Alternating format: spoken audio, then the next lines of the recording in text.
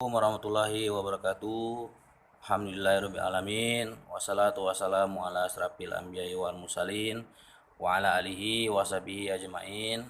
Segala puji dan puja marilah sama-sama kita panjatkan kehadirat Allah Subhanahu wa taala, Tuhan yang Maha Esa, di mana berkat rahmat dan hidayahnya kita dapat masih menikmati nikmat iman, nikmat Islam dan nikmat kesehatan, sehingga pada saat ini kita masih dapat mengikuti pembelajaran meskipun dalam proses pembelajaran jarak jauh. Salawat berangkaikan salam kepada junjungan alam Nabi besar Muhammad SAW beserta kepada keluarga dan para sahabat sekalian, dan semoga kita sebagai pengikutnya dapat senantiasa istiqomah dalam menegakkan sunnahnya hingga tegaknya hari berbangkit kelak, dan semoga kita mendapatkan syafaat dari Rasulullah SAW di hari akhirat kelak. Amin ya rabbal alamin. Alhamdulillah, pada kesempatan ini kita masih dapat berjumpa kembali dalam proses pembelajaran jarak jauh. Pada kesempatan ini Bapak akan mengupas sedikit demi sedikit terkait dengan sebuah materi yang sangat menarik yang terjadi di wilayah kita, yaitu wilayah Aceh. Oke, untuk pada kesempatan ini kita akan membahas tentang perang Aceh. Oke, materi ini dikhususkan bagi siswa-siswi kelas 11, baik 11 MIPA maupun 11 IIS, yaitu untuk mata pelajaran sejarah Indonesia. Oke, sebelum kita kepada permasalahan perang Aceh melawan Belanda, Bapak akan mereview beberapa poin tentang materi yang sudah kita pelajari minggu yang lalu, yaitu terkait dengan perlawanan bangsa Indonesia terhadap penjajahan Belanda. Sebagaimana kita tahu, perlawanan bangsa Indonesia melawan Belanda itu sebelum masuknya abad ke-20 masih bersifat kedaerahan. Artinya, masing-masing daerah melakukan perlawanan terhadap Belanda bukan atas nama sebuah bangsa Indonesia, melainkan masih berdasarkan atas nama kerajaan masing-masing atau wilayah masing-masing. Itu dulu poinnya, bahwa perlawanan bangsa Indonesia sebelum masuknya abad ke-20 atau pada saat terjadinya kebangkitan nasional nanti, bangsa Indonesia itu melakukan perlawanan terhadap bangsa Belanda itu atas nama kerajaan atau daerahnya masing-masing, belum berbicara masalah bangsa atau negara Indonesia. Sehingga bisa kita lihat ketika misalkan di Medan berhasil mengalahkan Belanda, maka di daerah lain Belanda pun masih bisa berkuasa dengan baik. Nah, itu ilustrasinya. Itulah yang disebut dengan masih dalam bentuk kedaerahan. Nah, sepanjang abad ke-19 sampai menjelang abad ke-20, perlawanan sudah mulai terjadi di beberapa daerah. Kita rangkumkan saja ya. Yang pertama, untuk di Pulau Sumatera itu ada 3 perlawanan yang terjadi. Yang pertama adalah di Aceh, yang akan kita bahas nanti. Yang kedua di Sumatera Utara, Medan. Nah, untuk di Medan ini orang lebih mengenal dengan nama Perang Batak, di mana masyarakat Batak dipimpin oleh Sisinga Mangaraja ke-12 itu melakukan perlawanan terhadap Belanda, dan itu Belanda sedikit kewalahan di sana. Kemudian yang ketiga ada perlawanan di Sumatera Barat, atau kita lebih mengenal dengan nama Perang Padri, yang dipimpin oleh Tuanku Imam Bonjol. Nah, khusus untuk Perang Padri ini, singkat padatnya itu setidaknya bisa kita belah, ada yang mengatakan 3, ada yang mengatakan 2 fase. Jadi untuk ini kita simpulkan saja bahwa Perang Padri itu terjadi dalam 2 fase. Fase pertama adalah perang saudara, artinya di Sumatera Barat, di Minangkabau itu ada 2 kelompok masyarakat, yaitu masyarakat adat, kaum adat, dan masyarakat Padri. Nah, masyarakat adat itu yang masih menjalankan adat Minangkabau sebagaimana seharusnya, sebagaimana mestinya, yang terkadang aturan adat itu melenceng dari syariat Islam. Sementara kelompok Padri atau kelompoknya Tuanku Imam Bonjol dan kawan-kawannya, Tuanku Nan Receh dan lain-lainnya, itu sangat menghargai tentang syariah. Walaupun di dalam masyarakat Minangkabau ada adat bersanding syariah, syariah bersanding adat, tapi bukan berarti adat yang melanggar syariah itu boleh dijalankan. Maka kaum adat yang masih melakukan pelanggaran-pelanggaran terhadap syariah Islam atas dasar pelaksanaan budaya atau adat, nah itulah yang diperangi oleh kelompok Padri. Nah, jadi mereka misalkan penyimpangannya melakukan mabuk-mabukan, sabung ayam, dan yang paling kita kenal adalah ketika itu laki-laki itulah yang eh, dilamar oleh seorang perempuan. Padahal dalam Islam justru kebalikannya, laki-laki lah yang melamar perempuan. Nah, kelompok adat itu dilambangkan dengan baju hitam-hitam, sementara kelompok padi itu digambarkan dengan baju yang putih-putih. Nah, mereka berperang itu kurang lebih 5 tahunan, 1825 sampai 1830 atau 1833. Berarti sekitar 8 tahun, 5 sampai 8 tahun mereka berperang. Kelompok adat itu awalnya meminta bantuan kepada Belanda, namun setelah dibantu ternyata Belanda melakukan penindasan juga terhadap kaum adat. Barulah di periode kedua sejak 1833 sampai 1837 terjadilah perang yang namanya Perang Padri. Apa itu Perang Padri? Kaum adat dan kaum Padri sudah bersatu untuk melawan Belanda. Untuk kisah lengkapnya silakan nanti bisa dicari di literatur-literatur yang ada. Jadi pada prinsipnya Perang Padri itu ada dua. Yang pertama perang antara kaum adat dan kaum Padri, yang kedua adalah perang antara kaum adat dan kaum Padri yang bersatu melawan Belanda. Kemudian kalau di Pulau Jawa ada sebuah perlawanan yang menarik, yaitu Perang Diponegoro atau orang lebih kenal dengan nama Perang Jawa. Nah, Perang Jawa ini dipimpin sendiri oleh Pangeran Diponegoro, anak daripada salah seorang selir dari Sultan Hamengkubuwono III, yaitu penguasa Yogyakarta. Eh, Perlawanan ini terjadi antara tahun 1825 sampai 1830.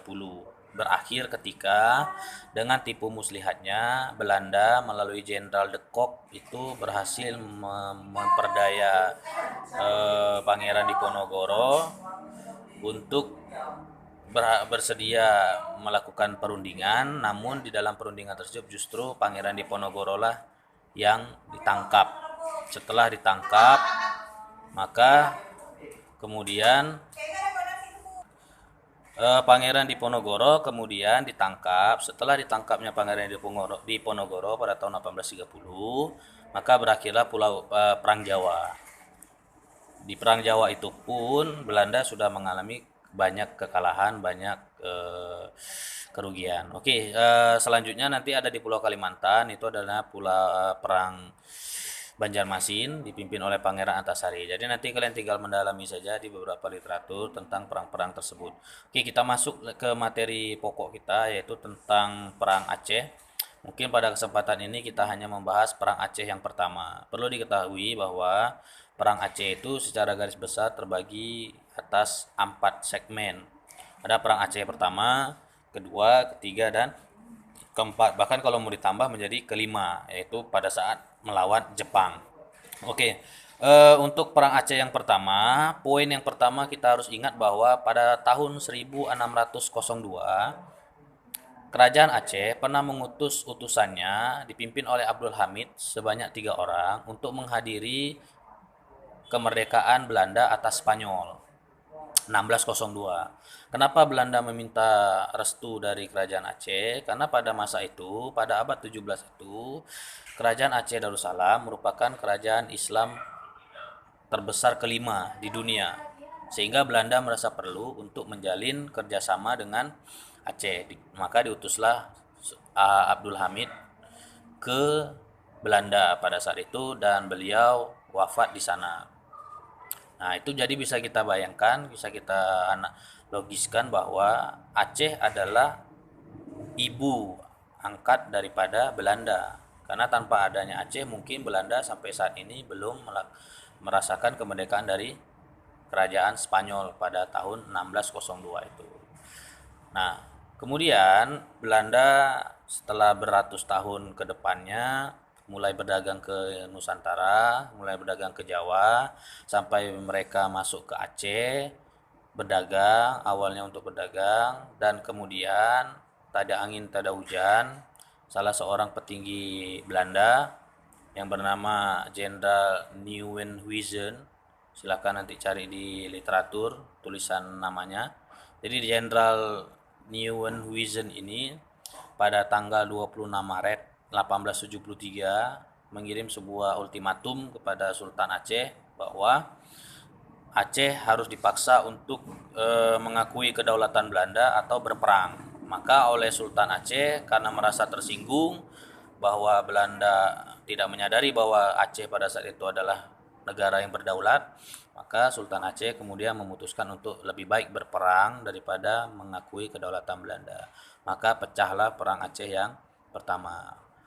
Pada tanggal 8 April 1873 dipimpin oleh Jenderal Kohler, pasukan Belanda untuk pertama kalinya mendarat di pantai Cermin, Banda Aceh dengan kekuatan kurang lebih 3.198 pasukan. Jadi kekuatan mereka 3.198 pasukan di pantai Cermin, Banda Aceh.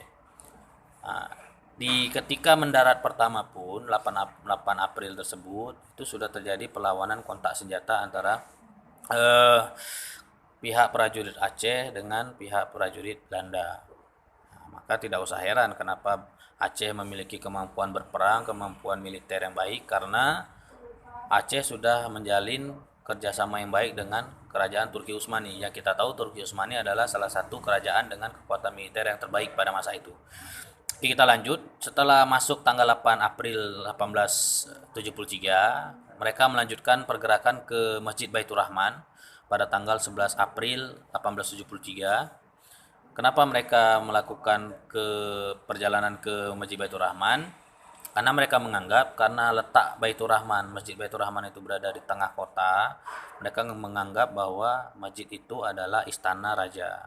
Padahal itu adalah sebuah masjid. Jadi mereka merasa sudah menguasai Aceh dengan menduduki istananya, tapi naasnya pada tanggal 14 April 1873 pimpinan mereka Jenderal Kohler kemudian ditembak mati oleh sniper Aceh yaitu Panglima Polem dari salah satu sudut jauh di Masjid Baitur Rahman di sebuah pohon besar. Kalau sekarang pohonnya sudah tidak ada, sudah menjadi sebuah taman seperti biasa dari Masjid Baitur Rahman. Nah, disitulah tempat meninggalnya Jenderal Kohler pada 14 April 1873. Nah, dengan matinya Jenderal Kohler, otomatis eh, Perang Aceh pertama itu selesai. Artinya Belanda itu mundur ke wilayah Sumatera untuk melarikan diri dari kejaran pasukan Aceh. Nah, kemenangan itu diliput oleh banyak media asing, salah satunya media bergengsi di Amerika yang bernama New York Times. Pada tanggal 6 Mei 1873, mereka membuat sebuah tajuk yang berbunyi, suatu pertempuran berlumuran darah terjadi di Aceh. Serangan Belanda berhasil ditangkis dengan penyembelihan besar-besaran terhadap tentara Belanda. Panglima Belanda dibunuh dan tentaranya lari tunggang langgang. Itu yang ditulis oleh New York Times, salah satu surat kabar bergengsi di Amerika Serikat. Bahwa mereka mengakui serangan yang dilakukan oleh Belanda kepada Aceh itu salah satu hal yang paling keliru dalam sejarah penjajahannya terhadap Indonesia. Kenapa? Karena mereka tidak menyadari bahwa Aceh memiliki kekuatan militer yang sangat luar biasa dan memiliki strategi peperangan yang sangat luar biasa. Maka dari tanggal 8, 9, 10, 11, 12, 13, 14 dalam waktu seminggu Belanda berhasil dikalahkan pada serangan yang pertama. Nah, karena Sultan Mahmud Syah merasa akan terjadi penyerangan Belanda yang kedua, kemudian ia mengutus seorang India bernama Habib Abdurrahman Az-Zahir, seorang India yang bisa berbahasa Arab dengan baik, yaitu Habib Abdurrahman Al-Zahir dikirim ke Turki untuk menjumpai Patih Ali Pasha untuk mendapat dukungan kalau-kalau Belanda melakukan penyerangan yang kedua. Namun karena jaraknya yang sangat jauh antara Turki dan Aceh, maka kemudian Ali Pasha hanya bisa mengatakan pesan dari Sultan bahwa Turki hanya bisa sebagai moderator atau sebagai penengah saja, mediator dari perang antara Aceh dan Belanda. Dan pada akhirnya perang Aceh pun nanti yang kedua akan meletus, yang akan kita bahas pada pertemuan selanjutnya. Karena membahas perang Aceh bisa 4 3 4 5 jam itu nggak selesai, karena banyak hal yang perlu kita sampaikan. Jadi kita pelan-pelan saja tentang perang Aceh. Jadi pada prinsipnya Aceh tidak pernah takluk kepada Belanda, justru Belanda lah yang melawan Aceh. Jadi dibalik logikanya. Kalau di Jawa, orang Jawa yang melawan Belanda, kalau di kita kebalikannya. Justru kita yang berdaulat, maka Belanda itulah yang mencoba melawan kita. Jadi sebenarnya bukan disebut melawan Belanda, lebih tepatnya perang Belanda melawan Aceh. Karena Belanda yang melawan Aceh, bukan Aceh yang melawan Belanda. Jadi kesimpulannya itu, mudah-mudahan kalian catat saja tagihannya, nggak usah dikumpul, catatannya saja. Nanti akhir semester silakan diantarkan catatannya untuk dasar saya memberikan nilai semester. Oke, cukup sekian, terima kasih, sampai jumpa di perang Aceh yang kedua. Mudah-mudahan langgeng sampai perang Aceh yang kelima. Tahan kalian mendengarkan ceramah ini, mudah-mudahan bermanfaat. Assalamualaikum warahmatullahi wabarakatuh.